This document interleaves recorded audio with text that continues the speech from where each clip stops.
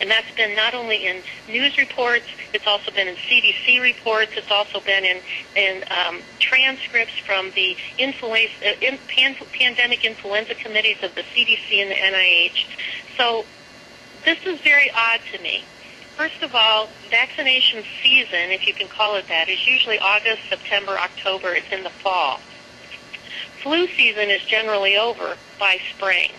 But yet they're going to continue to make vaccine until they have enough vaccine to vaccinate over 300 million people, which is one vaccine for every man, woman, and child in this country, which is something that they started talking about back with the smallpox vaccine in 2001. And now it looks as though they're going to proceed with that concept to be able to do that with the flu shot here coming up in 2009. So when they design these experiments, is what I've been calling this research, is really truly an experiment and they've got people all over the country volunteering to be a part of this clinical trial and in order to volunteer, you're giving somewhere between $250 and $450, which to some people may be a lot of money, but how much money is it really if that vaccine can damage you for life? And who are they designing these initial studies on? Well, initially the studies are going to be initially done on adults that are between 16 and 64 years of age, so normal, healthy adults. They're also going to have clinical trials that are going to be going on in people over what they call the elderly, which is people over 65 years of age. The two vaccines that are going to be tested are going to be Sanofi Pasteur and CSL laboratory or biotherapies that are here in the U.S., and they're going to be the ones without the adjuvant. Remember, the adjuvant is the AS03 or the MF59. AS03 is experimental. MF59 has only been used in a limited way in vaccines in Europe. Neither have been approved for use in the U.S. How the trials are going to be designed is that they're going to have two different trials. One trial where they're going to give 2 injections 21 days apart at 15 milligrams or micrograms of virus. The other one's going to be 2 injections of 30 micrograms of virus 21 days apart. And if it looks as though in that 21-day period of time that these are going to be safe, they're going to start another clinical trial on children 6 to 17 months of age. Or 6 months of age to 6 months of age to 17 years of age. Concurrently, there's going to be other trials that are going to be going on to see if you can get the flu shot and the swine flu shot at the same time. So they're going to be designing clinical trials to see if you should get the swine flu shot before, at the same time, or after the seasonal flu shots. And if those look like within the first 21 days, as if they're going to be safe and create antibody levels in people, then they're going to have the same type of trials going on in healthy children 6 months of age to 17 years old. So they're only 21 days. They're only looking for side effects and reactions for 21 days. Long-term autoimmune problems and complications like arthritis and autoimmune disease takes months to develop. In 21 days, they're not going to have a very large safety study. And the same thing with going into children when they're healthy children. The problem with that is that once the vaccines are trialed on healthy children and then they're approved, they're given to all children, even children with chronic diseases, even though those children have never been tested to see whether or not there's anything that has to do with safety at all. So these are the types of clinical trials that the government has going on to decide whether or not these new vaccines are safe or they're going to have any effect on you at all, or if they're going to be protective, which means develop an antibody. Now, the National Allergy and Asthma and the Infectious Disease, the National Institutes of Allergy and Infectious Diseases Vaccine and Treatment Evaluation Units, these are where all the clinical trials are going to be going on across the country. They're in Houston and Cincinnati. It's going to be coming up on your screen here in just a second.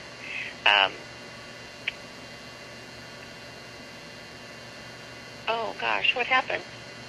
I'm hoping that you can. There you go.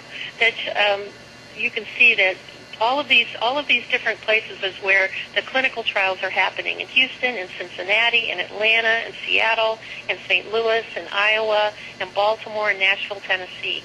They're all major institutions, and this is where all the clinical trials and people are volunteering to participate.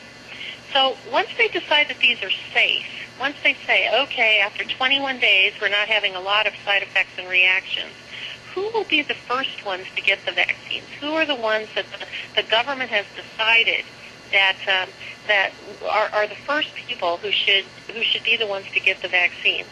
Well, on July 29th, which is just a couple of days from now, the ACIP, which is the Advisory Committee of Immunization Practices, will vote on who should be the first in line to get the vaccine. So now they've decided, they're going to decide that it's safe, that they're going to start a mass vaccination campaign. The first ones that they say are children 0 to 4 years of age, followed by school-age children. This comes out of the smallpox literature when they say it's those dirty little children who are dirty and not washing their hands and picking their noses and eating food and all these different things. They're the ones who spread these viruses, and so we must vaccinate them first. After that are going to be children with asthma and pregnant women who are considered to be the highest risk, and then emergency response workers. As we speak, there are panels in hospitals across the country, in hospitals that are voting on whether or not to make the swine flu vaccine a mandatory part for all healthcare workers who work in hospitals, whether you have direct patient care contact or not. They were voting this week in a big meeting in New York State to decide that. The nurses' organizations were fighting vehemently against it. But not only are they looking at that in New York, if you Google that of whether or not there's a policy about flu shots to happen this fall, it's happening in New York, it's happening here in Cleveland, in Los Angeles. All of these teaching hospitals and large institutions are voting to see whether or not they should make this as getting the flu shot and the swine flu shot as mandatory. The government says that everyone should expect to get at least 3 flu shots this fall. If you've had flu shots in the past, that you should get a regular flu shot plus 2 swine flu shots 3 weeks apart. The reasoning behind that is that this is a new virus that you've supposedly never been exposed to before, and without having previous exposure, then you need a second one to give you a booster. They're talking about giving children 4 flu shots this fall. If your child has never had a flu shot before, they're supposed to get a regular flu shot and a booster, then a swine flu shot and a booster. And the Secretary, Arne Duncan, who said he was absolutely welcome the idea of nation schools being the principal venue for delivering the vaccine, he called them natural sites and said that it was fine to open our doors to be part of a solution that really makes sense. There have been, Secretary Sebelius has been talking to school principals and to state educational associations across the country about preparing your schools to be the vaccination centers as soon as the school doors open, the end of August, the first part of September, not only for children but also for parents who can come there and get their free vaccine given to them by the government. There have been some reports where informed consent may not be part of the big issue here. If they decide that this is an emergency and everyone needs to be emergently vaccinated, there are some reports that your child may get vaccinated and bring home a little sheet of paper telling you, guess what, I got my vaccine at school today.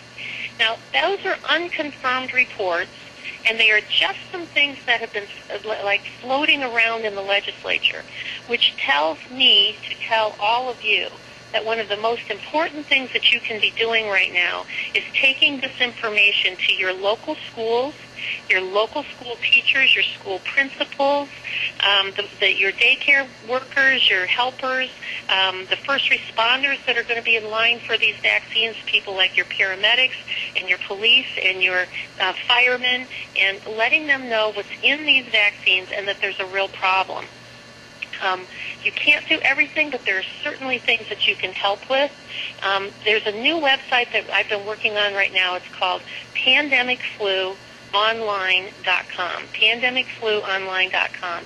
There are tools there that a lot of us have created. They're downloadable flyers, trifolds, they're downloadable trifold folders, they're brochures, they are paragraphs that you can put into your local newspapers in order to help you get out and get active and let people know about this. Now, the vaccines that we're going to be given, this is the breakdown across the U.S. of where these are going to be manufactured from.